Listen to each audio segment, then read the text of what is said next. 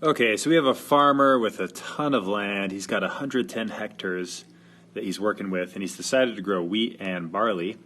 And so we have some information about the wheat and the barley and how he might decide to use this land. So we know that wheat costs $100, provides a profit of 50, and requires 10 man days to harvest and sell for every hectare that he decides to use for wheat. So we should define variables, and we're just going to call wheat X, and then we'll call barley Y. And so we know we're going to have to make some kind of table where we show all the information about wheat and barley respectively that we have, and we're going to need to identify all the different types of information that we have. So we'll start by just making a table that has wheat as X and barley as Y, and then we'll have a total as well. So we'll make a table, okay, where we have wheat, and then we have barley, and then our total. All right, and then on this table we're going to have some information based on the different types of things we know. So we have to figure out everything that we know about our wheat and our barley. So we know that there is a cost associated with planting. So cost is one thing that we're going to have to look at. All right, what's another constraint that we have? Okay, we have cost. Okay, profit's going to be what we maximize, so we'll come back to that later. But we have man days. This is like our labor. So let's call this labor. And then let's call, oh yeah, we also have to deal with, so we also have to deal with the land amount, how much land he actually has to work with. So we'll just say land. And I think it notes in the problem that each hectare is going to have only one type of plant, right? So he can do 1 hectare of wheat and 1 hectare of barley, and we need to figure out, of the 110 hectares, how is he going to split up the wheat and the barley? Okay, so given all that information, we have to figure out the correct combination that's going to give the highest profit based on his expected profit per hectare of wheat and barley. So let's start with cost. It costs $100 per hectare of wheat, so we're just going to say this is 100x. Barley is 200, so that'll be 200y. And we know when we add those together, the cost can be no more than $10,000, so we need to say less than or equal to 10,000. All right, so let's go to labor. We have 10 man days for wheat, and what did that say, 30?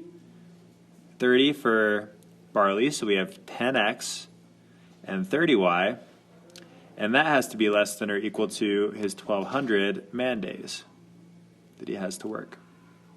Long time. Okay, for land, we just have X hectares of wheat and Y hectares of barley, and we only have 110 hectares to work with. And then for our profit, it looks like we have 50 per wheat and 120 per barley, so this will be 50x and 120y. And when we add those together, we want that to be the maximum number. So this is what we're trying to maximize. So our next step here is going to be to plot these inequalities in Desmos and then look for our possible solutions that we're going to plug in to this profit function. So let's graph these now. Okay, so up here you can see the inequalities graphed. And currently I actually have this graph turned off because I want to show you something that, okay, this is what it looks like when I just graph the first two inequalities. This is what it looks like.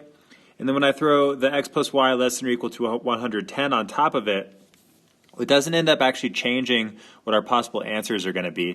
It just gets draped over the blue and the red, right? So it turns out that this isn't going to end up mattering for our overall solution. What's going to matter more is our constraints around our costs and our constraints around how much time we have to actually plant and harvest everything.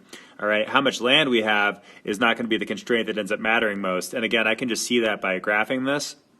And then seeing that when I graph the inequality involving amount of land, it just gets draped over top. So our area that we're looking at is still It's just whatever one is under all three shadings. So it's here to here and back up to here. That's the area that we're looking at. So the vertices we're looking at have to be the one, again, under all three lines. So it's that one, and that one are the ones that we're most interested in as our possible solutions. So on the next slide, we can see those are at 0, 40, 60, 20, and 100, 0. These are our possible solutions, and these are our number of hectares of wheat and barley that could end up leading up to the most profit. So what we have to do now is plug these into our profit equation. So our profit was 50x plus 120y. So we're going to do 50 times 0 plus 120 times 40, and that's one possible solution. We have 50 times 60 plus 120 times 20, right? And then we have 50 times 100 plus 120 times 0. So we just have to plug these into a calculator and see what we get. Okay, so we have $4,800 for the first option.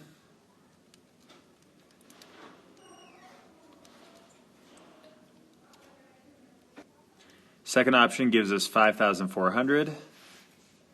And then this third option is just going to be 5,000, 50 times 100. So it turns out this middle option ends up being best. So our optimal solution is going to have 60 hectares of wheat and 20 hectares of barley. And what you should notice is this isn't using all the land. There was a total of 110 hectares of land, but the constraint that made it so we could only have this combination is that we don't have the time to actually work with all of that land. So he's only able to use 80 hectares of his land because of the time that he has available and the cost that he has that is associated with it as well. So given all those constraints, this is the optimal solution that's going to give him the best profit. And that's our final answer.